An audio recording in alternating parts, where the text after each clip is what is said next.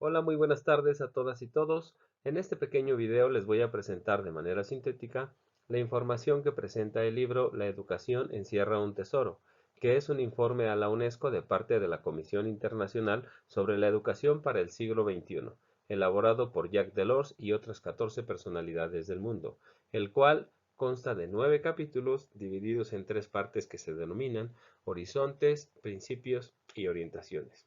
Dentro del primer capítulo de la Comunidad Base a la Sociedad Mundial se aborda la interdependencia planetaria, la globalización o, como lo menciona Delors, la mundialización, impuesta por la apertura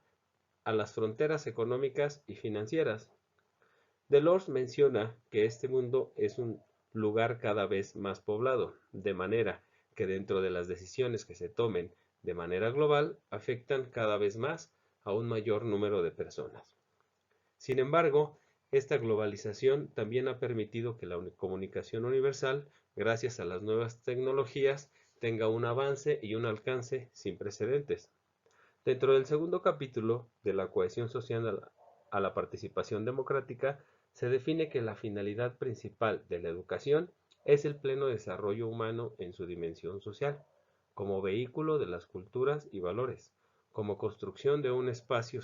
de socialización y como punto de acuerdo para establecer un proyecto común. En el tercer capítulo del crecimiento económico al desarrollo humano, se introduce la idea de que ha habido en los últimos 50 años un progreso económico amparado en la ciencia y en la educación, pero que el coste ha sido una mayor brecha dentro de las desigualdades según el país y la región en que sucede, así como el problema ecológico local y global, por lo que hay que pensar en un marco más amplio que es el desarrollo humano. El crecimiento económico no está alineado con el desarrollo humano, provocado por un modelo puramente productivista donde faltan referencias a la dimensión ética, cultural y ecológica. Dentro del capítulo cuarto se toma en consideración que para el siglo XXI la educación deberá ser útil para transmitir masiva y eficazmente un volumen cada vez mayor de conocimientos teóricos y técnicos en constante evolución, y simultáneamente deberá hallar y definir orientaciones que permitan discernir entre las informaciones efímeras y las de importancia. Para conseguir los propósitos anteriores, la educación deberá estructurarse en 4 pilares de conocimiento. El primero de ellos es el de aprender a conocer, que tiende menos a la adquisición de conocimientos clasificados y codificados, y más a comprender el mundo que nos rodea, al menos suficientemente para vivir en él con dignidad, a desarrollar las capacidades profesionales y a comunicarse con los demás, ejercitando la atención, la memoria y el pensamiento. El segundo pilar es el de aprender a hacer. Este está relacionado con la cuestión de la formación profesional y el cambio de paradigma de migrar de la noción de calificación a la de competencias. El aprender a hacer está relacionado con conocimientos y competencias específicas de formación técnica, de comportamiento social, de aptitud para trabajar en equipo, de capacidad de iniciativa y de asunción de riesgos. El siguiente pilar es el de aprender a vivir juntos, a convivir. Es una de las principales tareas de la educación contemporánea, con una doble misión: enseñar la diversidad de la especie humana, el descubrimiento del otro, y contribuir a una toma de conciencia de las semejanzas, tareas que deben ejercitarse desde la primera infancia. El último pilar es el de aprender a ser, que va de la mano de la idea de que todos los seres humanos deben estar en condiciones, y en particular, gracias a la educación recibida en su juventud, de dotarse de un pensamiento autónomo y crítico, para ser capaces de elaborar un juicio propio y así poder determinar por sí mismos qué deben hacer en las diferentes circunstancias de la vida. Dentro del capítulo quinto, trata sobre la educación a lo largo de la vida, un imperativo democrático que tiene sus fundamentos en los 4 pilares de la educación mencionados en el capítulo anterior, con el ideal de que cada persona durante toda la vida en educación formal y extraescolar o no formal puede aprovechar al máximo un contexto educativo en constante enriquecimiento. Dentro del capítulo sexto, y teniendo en cuenta la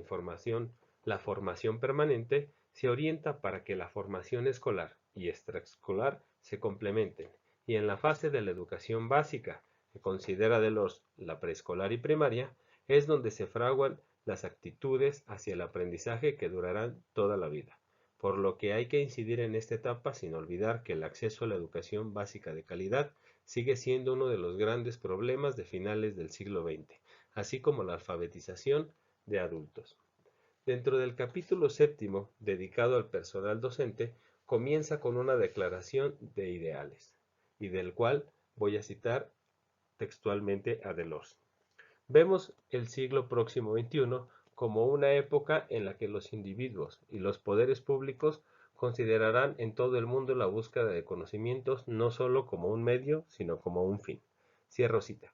Y allí es donde los docentes desempeñan un papel determinante en la formación de las actitudes con respecto al estudio, a los valores y a la adaptación a los cambios. Dentro del capítulo octavo habla sobre el papel del político para la toma de decisiones. En este caso, Delors plantea que la política debe de derivarse de una cooperación internacional para la definición de políticas educativas públicas, que pudieran ayudar a la formación de ciudadanos responsables y a un acceso igualitario a la educación, estableciendo un perfil de egreso común que contribuya al nivel social. Y por último, en el capítulo noveno, trata sobre la cooperación internacional y el educar en la aldea global. Es innegable que la mundialización de las actividades en esta parte de la historia de finales de siglo y comienzo del siguiente se refleja en que cada vez más se recurra a la acción internacional para tratar de hallar soluciones colectivas a los problemas de clase mundial,